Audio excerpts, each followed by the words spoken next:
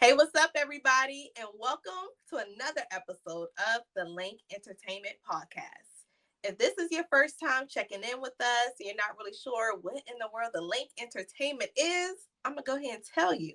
The Link Entertainment is a news outlet that covers everything from Jeezy to Jesus.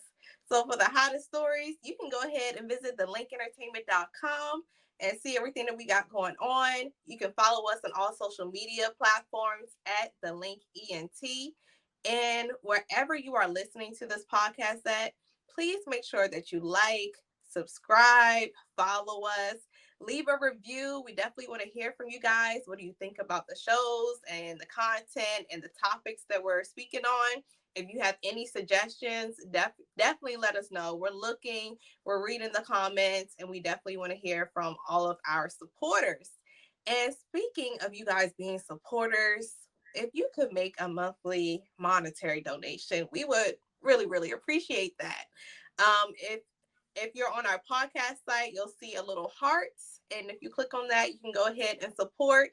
You can pay as little as $3 a month to help us out and to make sure that we're continuing to put out great content every month.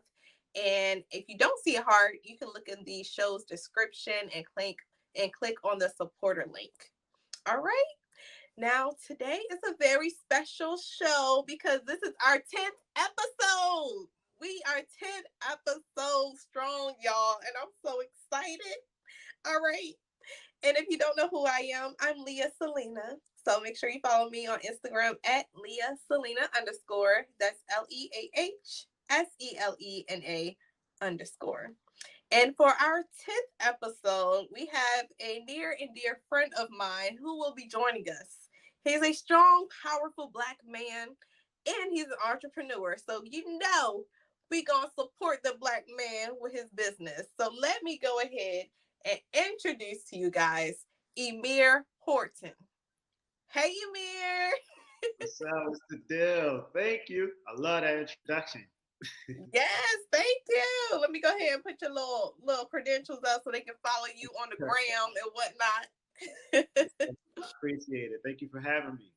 Of course, I had to have my friend on for the 10th episode, Good episode. and because you have some big news for your company. So Emir has a luxury watch company. Now I'm mad because I did not wear my watch.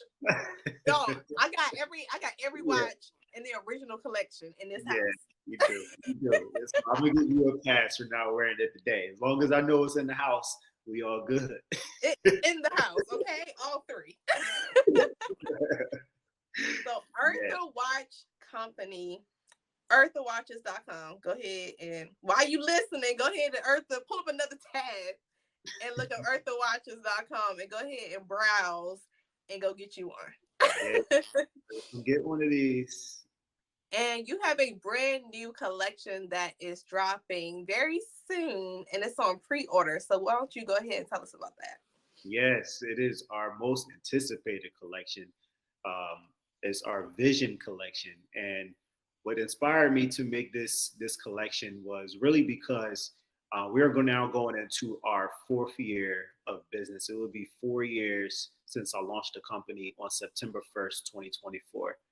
And within going into this fourth year, I would say my second year and the third year going into this fourth year was the most challenging years as a business owner. And the only thing that was keeping me was that God gave me concerning my life and concerning His company. And so the detail and the craftsmanship of this Vision collection is very intentional. It's going to be available in 10 different colors, ranging from gold to silver to rose gold. It is unisex, although our bands may be a slightly big for a woman's wrist, depending on the wrist size, but they are designed to be unisex. And I'm super excited about it. We have a new manufacturer that's headquartered in Los Angeles who has taken our quality to like extreme new levels. There's a hint of illumination in the dark, So my whole thought process behind that was because, even in your darkest moments of time, you still have to see your vision. And so it lights up in the dark. It's a sapphire glass, water resistant. all the things that really embodies the Eartha luxury timepiece that people know and that people love. And so I'm super excited. It's going to be officially available it's going to be shipping on March 15th, but it is available for pre-order right now at earthawatches.com for those who want to get a head start. And I think by the time this episode comes out, March 15th will probably have passed. So you'll be able to go ahead and order, okay? Yeah. I think this episode is dropping on, let me see, it's dropping on the 26th. Okay, cool. Oh yeah, so that's if I'm hoping y'all we have some in stock, to be honest with you, because we launched pre-orders exclusively for our email subscribers. Before we sent it live on our website, we had a private link for our email subscribers, our communities, who we also call the mission accomplishers, and we gave them an opportunity to really get the first looks and purchase first. And then we officially just launched it on our website on February 28th for pre-order. And so, but the actual shipment won't happen until March 15th. So March 26th, y'all should have, more than enough time to browse the collection. But there could be a possibility that some of your favorites may be sold out, because that's how high the demand has been for us. Yeah, so make sure whenever you see this, whenever you hear about Eartha watches, you go ahead immediately to that site and see what you like and make sure it's still in stock. And if it is, go ahead and order it, because you don't want to be too late.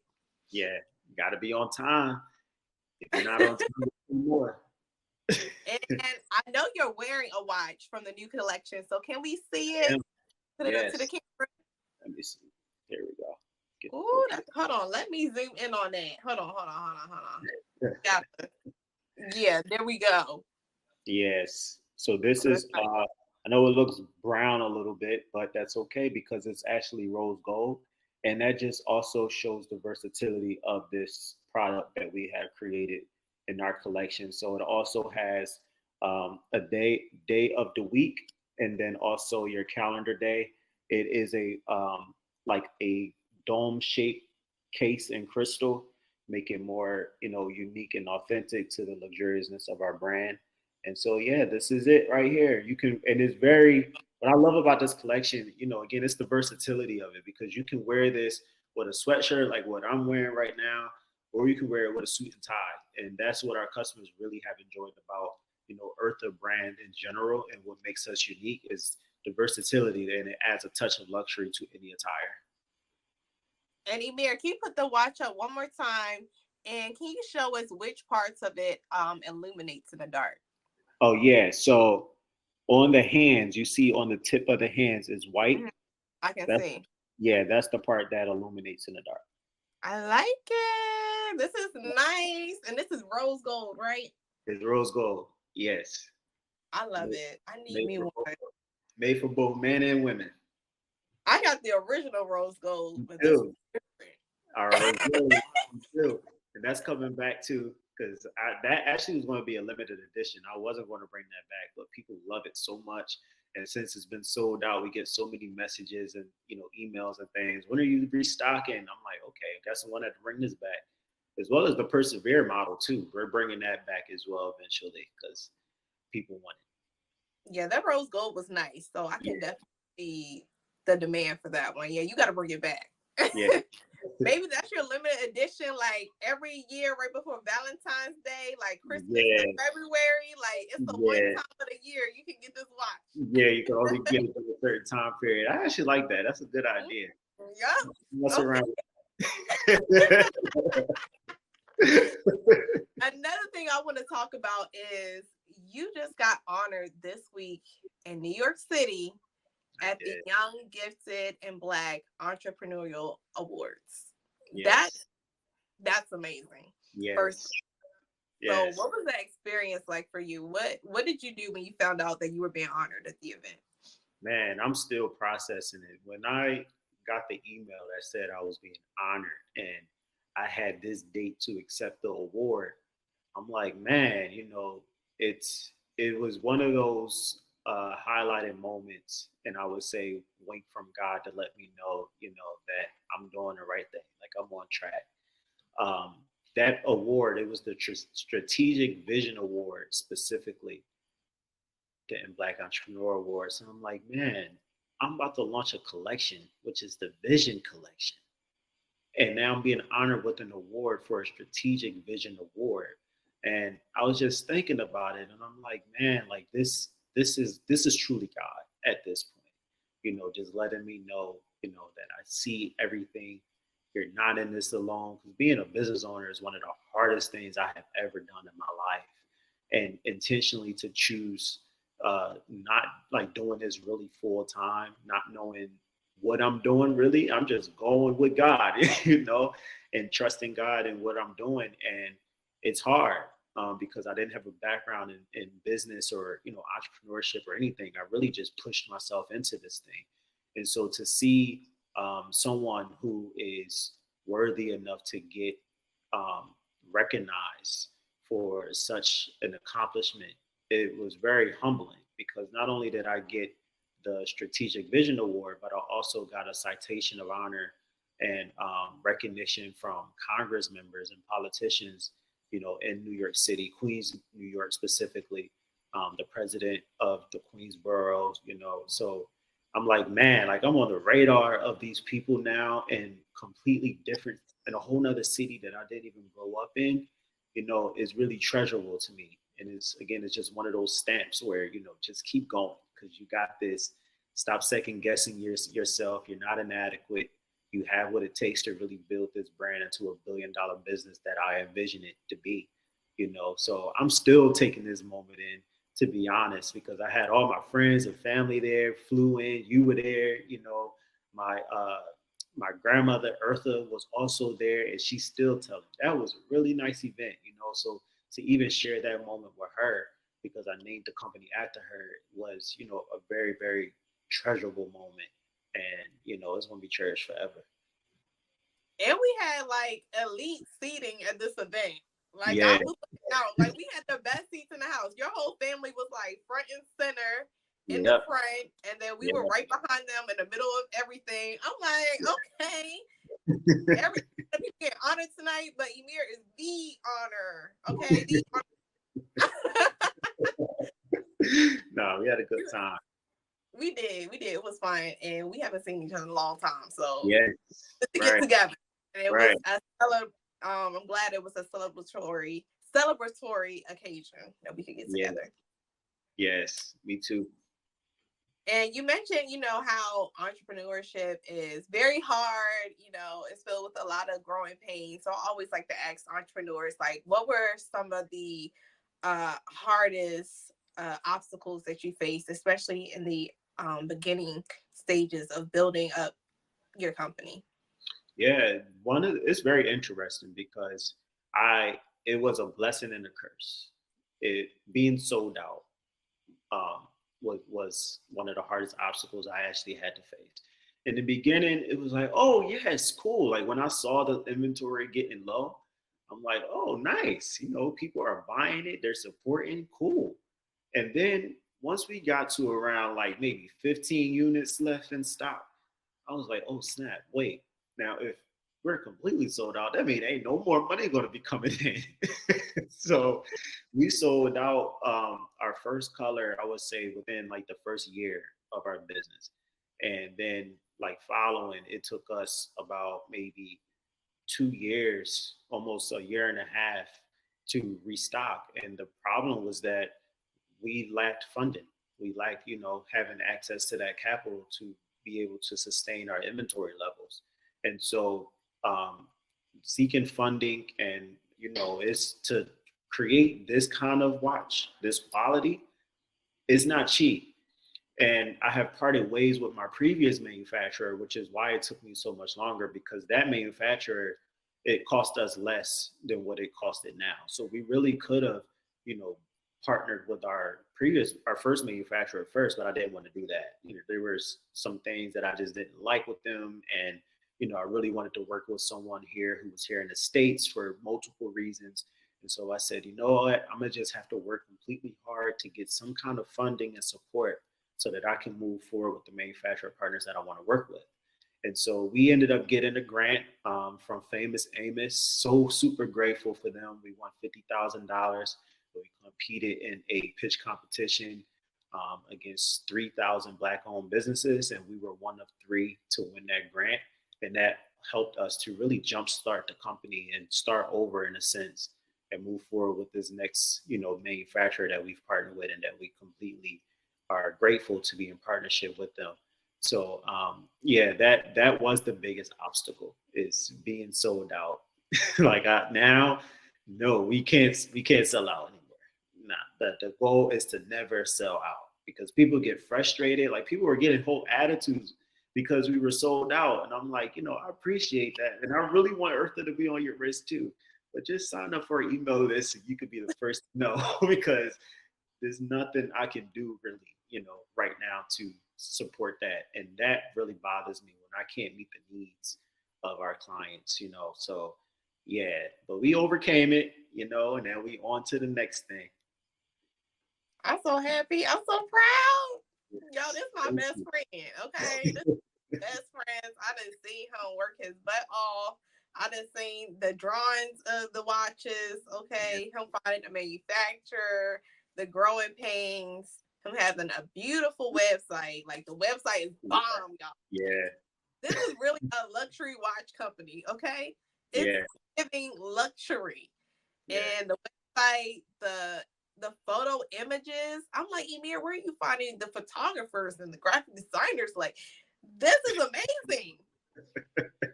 It was a process. I ain't gonna lie, it was a process, trying to find the right talent who could really bring my vision to life. It is indeed a process. But the result is always, worth it. And that's why I really was taking my time with releasing this collection because I wanted it to be great. I wanted it to be excellent. That's one of our core values in the company. I call our evocative E's, and one of those E's is excellence. So if it's not excellent, I don't want it. So as long as it takes for us to get to excellent, we're just going to have to thug it out until we get there.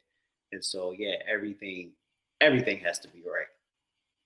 Yeah, I'm always saying excellent. Like when I'm in my staff meetings, I'm often wondering if they're saying in their head, why she always saying excellent? Like, yeah. I was like, excellence and decency in order. That's a fact. Yes. Because that's what God wants. Yes.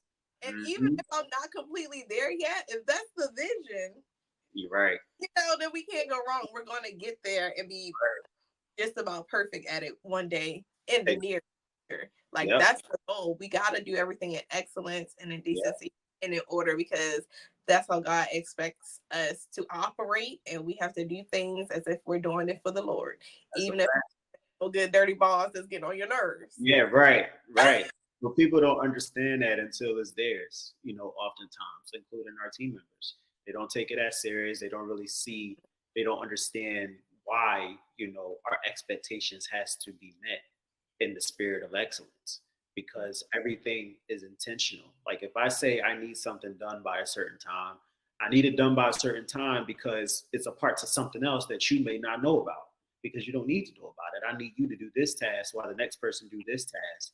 And you don't need to, all I need you to do is just make sure this deliverable is delivered on time in excellence. And people oftentimes don't, really appreciate, those things and really care enough to really pursue excellence. And with those people, you got to let them go because we got a business to run. Okay. And we got operations. So, Emir, don't Emir sound like he's speaking from experience? Like real heavy experience. I don't have no time to waste on foolishness. If you don't want to be here, I appreciate your time and your dedication that you have contributed. I really do. But we have operations and we have standards, and it has to be met in excellence. I love it. And I feel like one thing that we don't see enough is men with standards. So I'm glad that you said that. I feel like that's another topic that it could go. Yeah.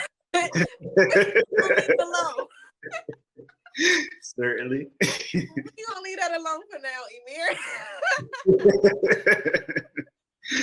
Don't get me started. Yes, okay. Certainly. because we got a lot of work to do in our Black male communities We do. specifically. We So do. yes, I kind of feel like you're low key like a grant king. Like you be knowing what the grants are. You be mm, applying, and you've gotten a couple recently, and I'm super proud of you. mm. Um, is there any advice that you can give to people who need funding and who are looking for grants? Like, what are some maybe sites that they should visit, or what are some specific searches that they should be making to look for those grants for their businesses? Yeah, sure. So one platform that I'm subscribed to is completely free. They're called HelloAlice.com. Alice spelled like Alice in Wonderland, ALICE. I'm subscribed on their newsletter, so they always are sending grants. Um, and it really comes down to Google searches and pay attention to the pages that you're following on Instagram. Especially if you're a Black entrepreneur. I know Official Black Wall Street, they share grants oftentimes. The platform I just became familiar with and tapped into is called Village Market. They're Black owned. They post grants on their website. The 15% pledge. They also post grants on their Instagram and website and things like that. So it really just comes down to one, being plugged into the right programs that have a newsletter that focuses on grants, especially if you're a person of color, like join those programs, and also being intentional with what you're finding on Instagram and on the internet, because there are so many grants out there, especially at the top of the year. Companies are always giving out funding, and they're looking to give money to minorities specifically. As even though DEI is under attack, right now, there are still some companies that is holding on to their pledge that they made in 2020 to support minority and Black-owned companies. So you got to do your research and Google it and pay attention to the terms and conditions. That's the determining factor, because you can find the grants, but if you're not hitting the bullet points as to what they're looking for in the video or the essay, then you just completely wasted your time. So read the terms and conditions to ensure that you even qualify for the grant that you're applying for, and make sure that your deliverable is excellent, as we were saying. And that boils down to, are you answering the questions correctly? Yes, for sure. I'm a testament of the social media aspects. Like, what are you following? What are you searching for in Instagram? Because at this point, the only thing on my timeline is grants, and then I'm trying to look for scholarships for my little brother who's going to college.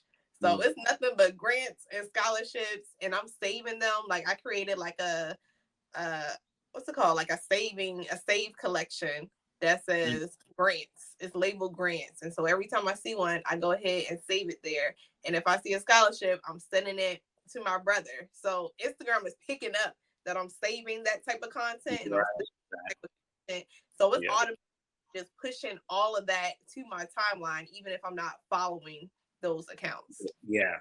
Yep. Yeah. The algorithm, I'm still learning. I feel like it's always changing, but a lot of grants that I've come across, they were on social media primarily. Yeah. Mm-hmm. Yeah. They're out there. I just interviewed a couple other entrepreneurs, and I asked them this question that stumped them a little bit. So I want to ask you, what's some advice that you would give to yourself in the beginning stages of you creating Eartha Watches? Mm. Mm. I'm trying to think where I was in the beginning stages in comparison to now, because there is a lot that have taken place. Um, wow. What would I tell myself 4 years ago? I'm thinking about what I'm telling myself now, but what I'm telling myself now doesn't even apply to back then. So I'm trying to think. Um, Let's see, Emir, he's in LA. yeah, right. I'm in LA at the time. In LA at the time. We're in the middle of the pandemic.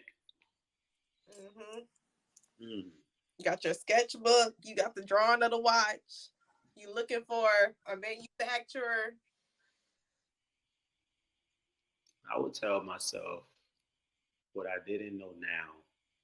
I would tell myself that you are about to make one of the craziest decisions of your life, and it's going to be worth it.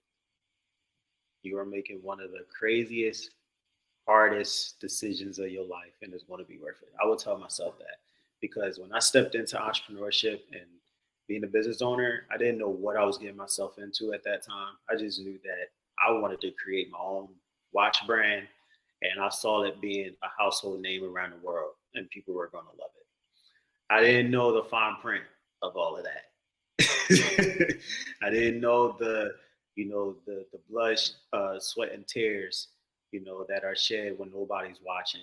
I didn't know that there was going to be a moment where you're completely sold out and you're fighting to remain relevant. And as a brand, as though we're not making millions of dollars or anything like that, but when we first launched, everyone was excited. And then as we began to sell out and stuff like that, I did see a decrease in the traffic and the attention.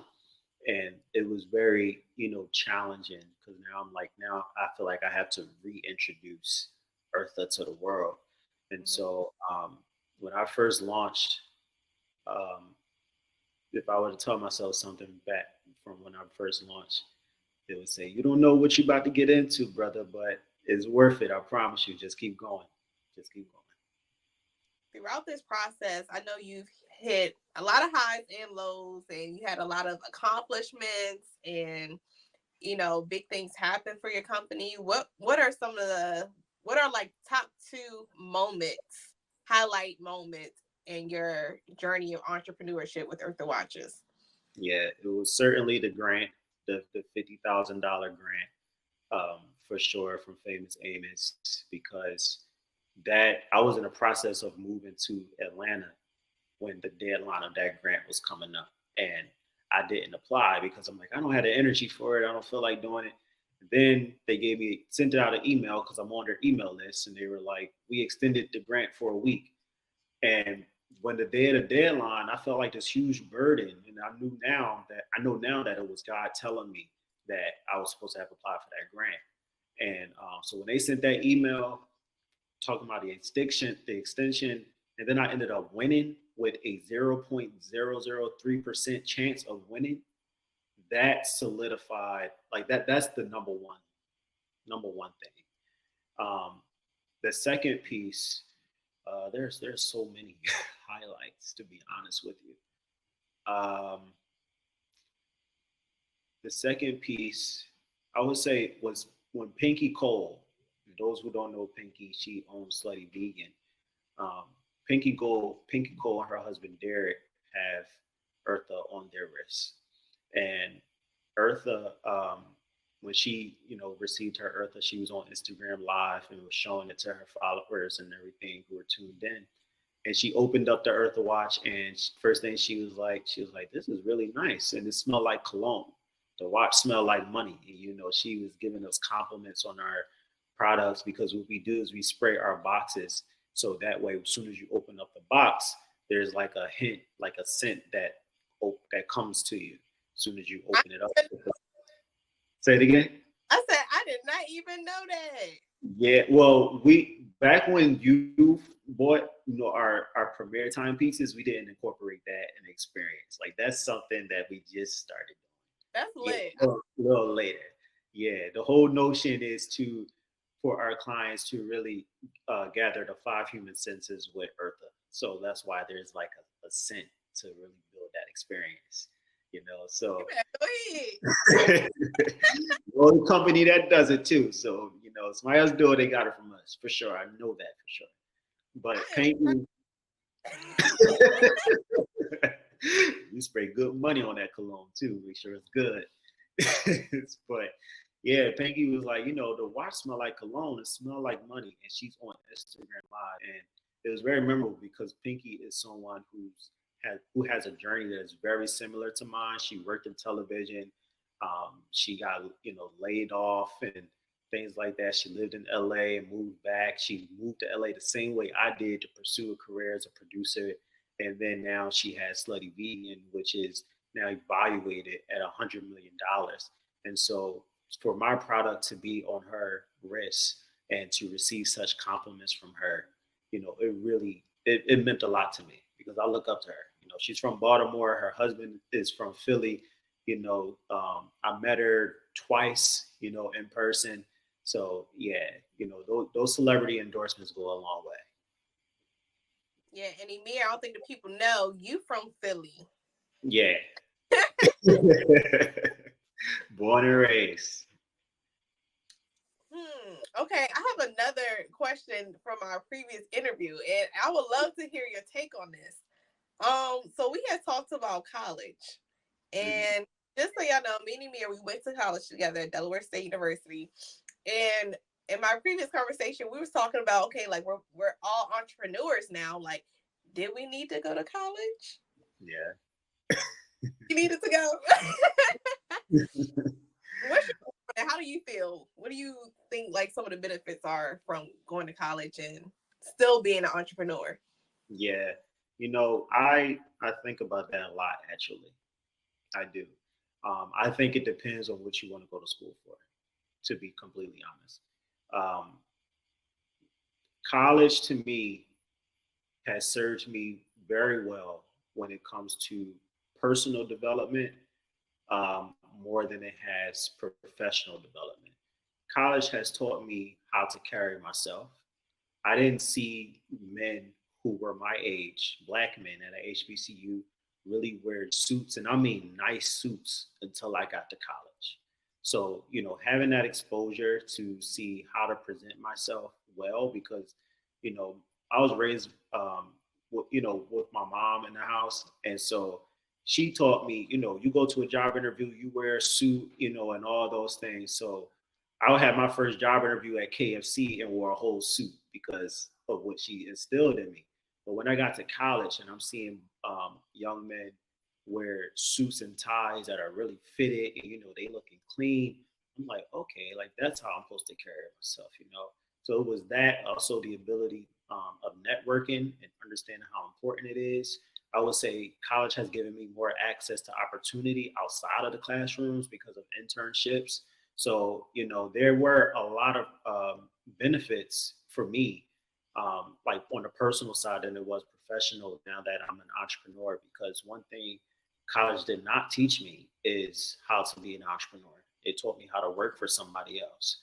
And that's exactly what I did coming out of college. And it's unfortunate for, Black people, because our businesses are not scaling at a big rate for college graduates to even come out of school and work at a Black owned business, because we're not even exposed to Black entrepreneurship or what that looks like while we're in college. We're automatically designed to think I have to go work for the white man, which is nothing wrong for that about that.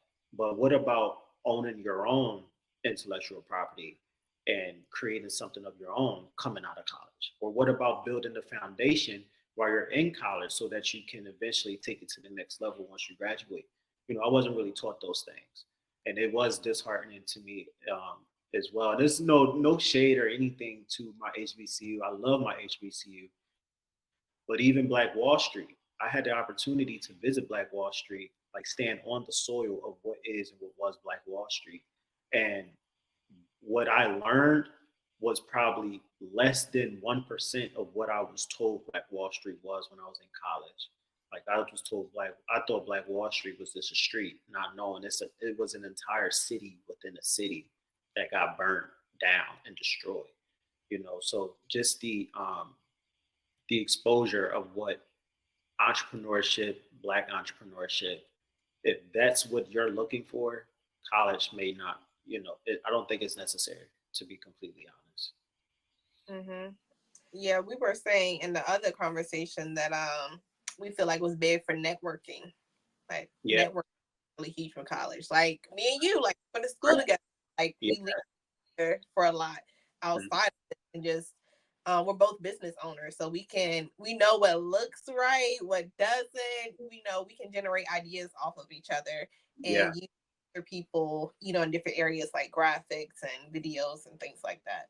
Yeah, for sure. Right. And again, those are things though, because we were mass comm majors, um, we have an eye for it when it comes to content.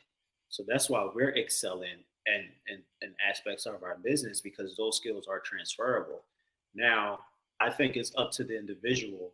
Like if you're going to school to be a lawyer, when really you want to um, do something else that's completely out of going to law school after graduation, you have to look at, okay, what are these courses that I'm taking? What is the education that I'm learning? And how can I transfer those skills over to this industry that I wish to launch a business in? Because again, I feel like it depends on what you want to go to school for.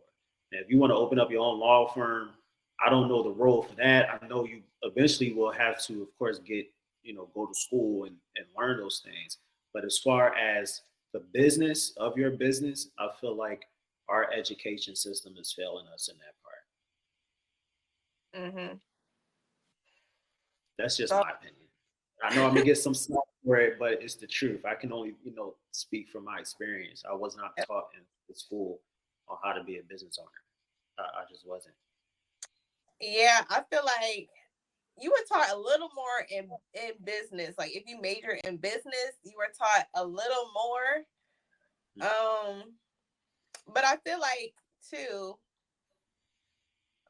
yeah, I feel like you were they taught you a little more if you majored in business. And then also I feel like the marketing piece as well. Like maybe if you work for somebody else and you did like the marketing piece. So I minored in business management. So they did teach us how to do like a whole like SWOT analysis type thing and things Yeah, like that. yeah. But I was that. I took an intro to business class as an elective, and that's all I remember learning. To be honest with you, was the SWOT analysis and the SWOT analysis, and like the difference between an LLC and an S corp and things like that, and how to build a business plan. That's all I remember. But as far as the day to day operations, yeah. no, yeah, they wasn't none of that. No, they were not. And now that I think about it, it might be good for that to be like a mandatory course that people take in college. Like take it in for everybody. Listen, I think it is super imperative for that. One reason because we oftentimes do not know the business side of our business. And I'm not Yeah. talking about our business meaning like our like owning a business. I'm talking about business, the industry you're in. And that's why we hear so many people receiving low pay cuts and not getting paid what they're worth, is because you don't know the business and the economics of the industry that you're working in. And so that's why they can offer you anything. Like learn how to negotiate, learn how to understand, have a basic understanding at least of contracts and terms. Know what generates revenue in this industry. How are we making money?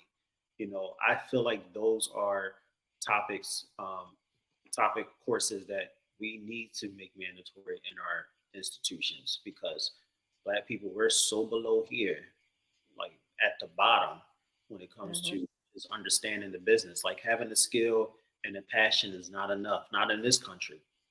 It's not. That's good, Emir. That's good.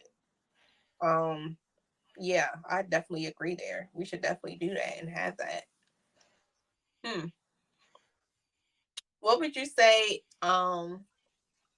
is something that's needed in entrepreneurship that people don't talk about that often?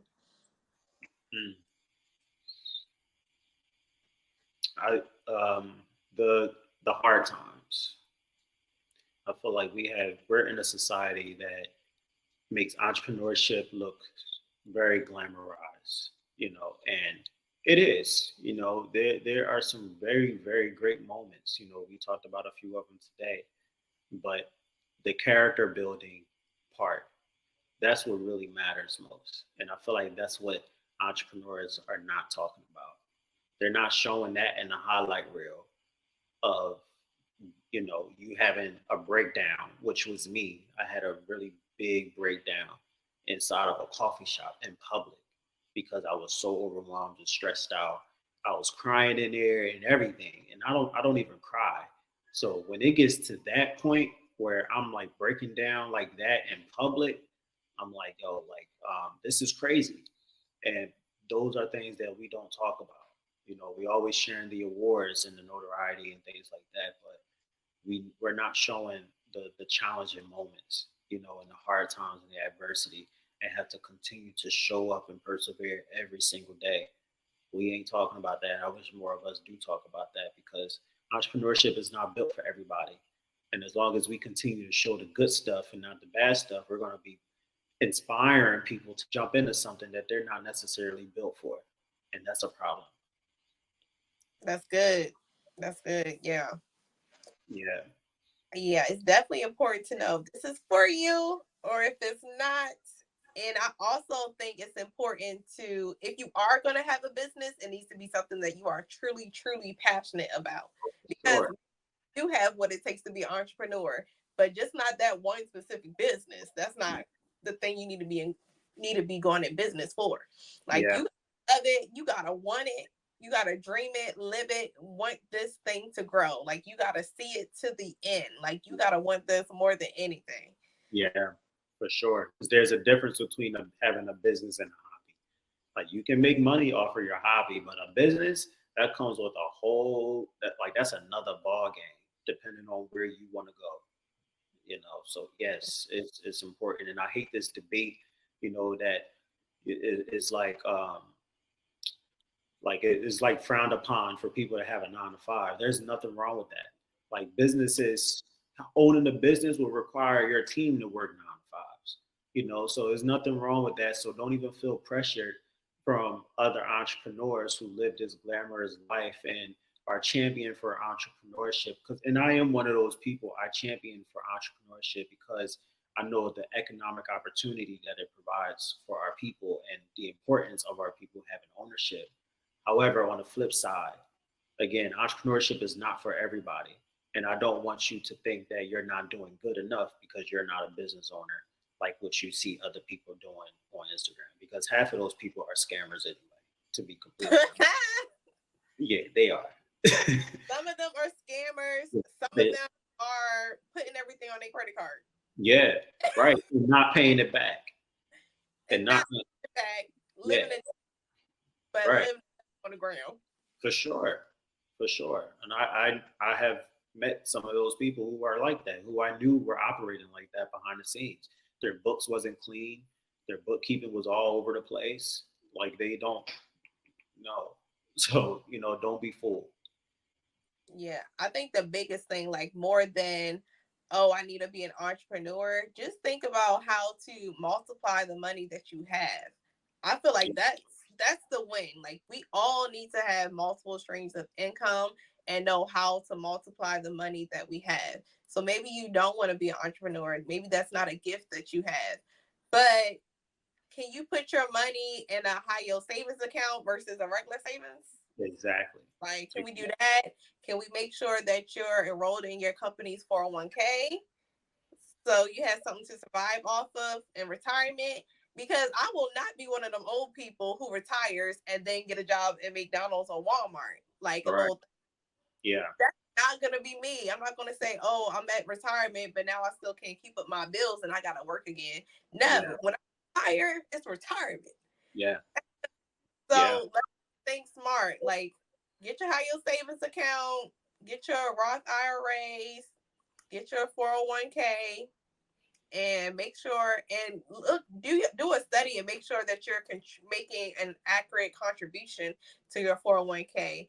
Mm. I've heard from a few people that you want to do between 10 and 15%.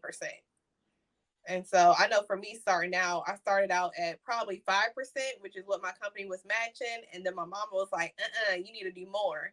And so I did a little more. And then later on, she was like, you need to be doing more. That's right. and That's right. so we and so we set it up to every single year I will go up 1% until I reach 10%. Mhm. And so like right now I'm doing 10% match for my 401k. And FYI, I do work a 9 to 5 while also running my business. Yeah. So Right. What you're talking about, you said it, having diverse revenue streams, and that is very important. It's super important. That's important for a business owner and for the people who work in 9 to 5s. Yeah, Learn how to multiply your money. That's what God called us to do, is to take territory and multiply, be fruitful. So if you're taking this income from your 9 to 5, think about ways on how can you expand this. That's how you no longer live paycheck to paycheck, which is what people are so conditioned to. How do you invest? How do you reinvest? How do you build your assets? Learn about the stock market, real estate. There are so many things. 401k, like you just mentioned, savings accounts. Like there's so many ways to build the revenue that you have from your 9 to 5. So, again, you do not have to be a business owner because everyone is not built for it. But you can indeed still build, generate wealth. But it comes from ensuring that you have diverse revenue streams. And for the business owners who are listening to this, think about ways on how can you diverse the revenue streams within your company instead of just offering one thing. How can you upsell? How can you offer something that's supplementary so that you can diverse the revenue that is coming in? Because that's important. for sure. And again, it's biblical. Like, I don't know about y'all, but I can hear one thing, but the moment I hear that God said it and it's in the Bible, I'm like, hey, we need to be on top of this. Hold on. Like, it's in the Bible. I ain't got the scriptures. Maybe I can find it and put it in the description. But like, God wants us to steward our finances well. And stewarding it well means we're saving appropriately, we're spending appropriately. Number one, we're tithing. We're paying God first. God Yep. needs to get paid before that light bill. That's right. God need to get paid. And how you need to look at it is it's not your money. Yep. That 10% is not yours. It is not yours to spend. That belongs to God. So go ahead and pay him his cut before he be knocking at your door ready to come through and bust you upside your head. Listen, he'll humble you real quick. He will humble you. The one thing is for God to humble me. Let me humble myself before he come down and do it. Because he can do it in a crazy way. I ain't got time to figure out how God about to humble me. So if God sees that you're saving right, you're you're tithing regularly, you're learning how to multiply the funds that you have, that's when he can say, okay, she's doing well with what I've already given her. Yep. So now I know that I can trust them with more. Because getting your finances increased ain't all about just you getting a new job or let me learn how to invest. When God see what you're doing, come on, unexpected financial increases are going to pour into your life. For real. And because that I feel like that, I don't even want to say it's an instruction to give our 10%, but that generosity and acknowledgement of knowing like, God, this is yours, I'm giving this to you. It really highlights our heart posture when it comes to giving. And that's what God cares about. It's not about the amount. Like you can give 10% off of $1 million and somebody else can give 10% off of $1. And it doesn't matter to God. What matters to him is that you're actually giving and, the purpose of giving that 10%. And then as you give that 10%, that sacrifice, or what some people call as a sacrifice, that's why he can trust you with increase and give you more. Because the more you make, the more you can give. And that's what he cares about the most. So I stand by that principle, like for real. I remember when I won the 50,000 for my grant, we were still giving at that time. Like we would still give homeless people money off the street. And this was coming from Eartha's business account. This wasn't coming from my account. This was coming from Eartha's business account. And it wasn't a lot of money that we were giving, but we were giving like $5 and $10 here and doing, certain things for the community. And God pays attention to that stuff. You know what I'm saying? And I feel like that is what helped me win that grant. I don't think it wasn't my intellect. It wasn't strategy. I wholeheartedly believe, for many reasons, It was God ordained because of how I was posturing myself in the areas of giving and being true to His word that He's going to fulfill His promise over my life as long as I continue to be obedient to the thing that He has given me, which is my platform and my business. And so, those who are still learning and testing this God thing out, I encourage you to really get in your word first of all, and learn about what we're talking about here, because everything in this world that we live in is spiritual. Everything. And I always say the Bible is a cheat code. The cheat code to this thing called life, for real, All right, Pastor. for real. That was good. That was good. All right, we about to wrap things up. This was an amazing conversation. I'm so glad we got to have it. Yes, same here. Yeah, so tell the people how they can get an Eartha watch on their wrist. You can get an Eartha watch by visiting earthawatches.com today. Visit earthawatches.com. Our shipping policy, we ship your product in 3 days. So by the time you purchase it, it should take you up to 5 days to receive your product in your mail, because we don't play games. We want you to get it quickly and efficiently and effectively. So visit earthawatches.com. You can see our entire catalog. We don't do men and women over here anymore. All of our pieces are unisex. So all of the light colors are dawn, and all of the dark colors will be under dusk. And you can choose the collection that speaks most to you, that speaks the best to you. Ooh, I like it. I need to go to your website. I'm about to go over there right. And what are your socials? What are Eartha's socials and your personal ones? Yeah, so you can follow Eartha at Eartha by Emir, EARTHABYEMIR, and follow me on at Emir Horton, EMIRHORTON,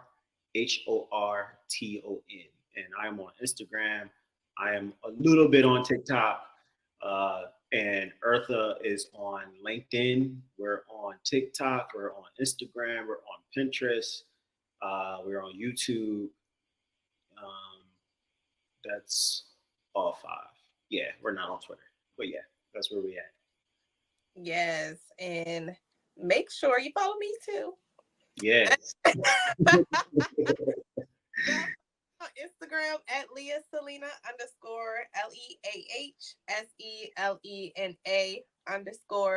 And one more thing about Emir. So if you follow him on TikTok, he be making food, y'all.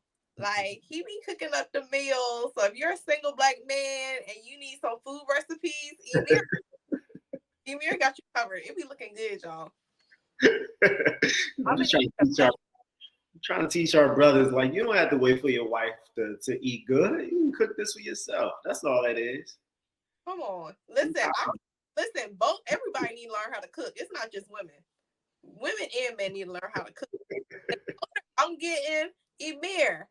How am I supposed to cook every night? Hell, like, we need to take turns.